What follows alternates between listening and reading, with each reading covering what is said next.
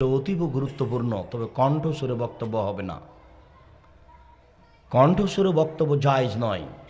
জাবির রাদিয়াল্লাহু তাআলা আনহু বলেন, যা খাতাবা, যখন আল্লাহ রাসূল বক্তব্য দিতেন, অহমারা তাইনাহু, দুই চোখ লাল হয়ে যেত, ওয়াস্তাদা গাজাবহু, রাগ বেশি হয়ে যেত, ওয়ালা সাউতাহু, কণ্ঠ উঁচু হয়ে যেত, কান্না মনজুরু জায়েজ, যেন তিনি সৈন্য দলকে ধমক দেখাচ্ছেন, এই করতে হবে সেই করতে হবে। এটা ছিল বক্তব্যের গতি।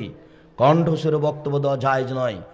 90 সাল থেকে বলে আসছি, কোনো মায়ের বেটা বলে না কেন যে চলবে। 20 বছর থেকে বলে আসছি, কোরআন শরীফ চলবে না, কি হবে? কোরআন মাজিদ হবে। কেউ কেন বলে না যে শরীফ চলবে। 20 বছর থেকে বলছি সাদ্দাদের কাহিনী মিথ্যে, কেন বলে না যে আছে কোথায়, সেটাই তো জানে না, সত্য মিথ্যে বহুদূরের কথা। ধর্ম এভাবেই চলছে, কেসা কাহিনী দিয়ে চলছে। কুমিল্লাতে একজন বক্তা আর একজন বক্তাকে উঠাচ্ছে উপস্থাপনা, তখন বলছে এখন আপনাদের সামনে অমুক বক্তব্য দিবে। সেরকম করছে কেন গো? আশ্চর্য, এটা বক্তব্য হয় কি করে? যেই না বাউল হিসাব, রাসূল সাল্লাল্লাহু আলাইহি ওয়াসাল্লামের সুন্নতে বক্তব্য দিতে হবে।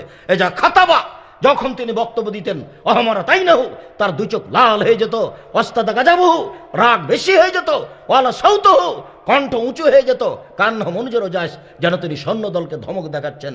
বুখারী মুসলিম। বক্তৃতার সুন্নাত আজও পড়ে আছে। 1450 বছর থেকে হাদিস গ্রন্থে পড়ে আছে। জনগণ যেমন, বক্তাও তেমন।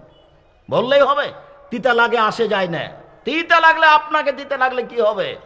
দাঁড়ি পাল্লা দিয়ে যদি কাঁটা দিয়ে মাপেন, কথার 19-20 হবে না ইনশাল্লাহ। এটা আমি 20 বছর থেকে বলে আসছি, 90 সাল থেকে। আমার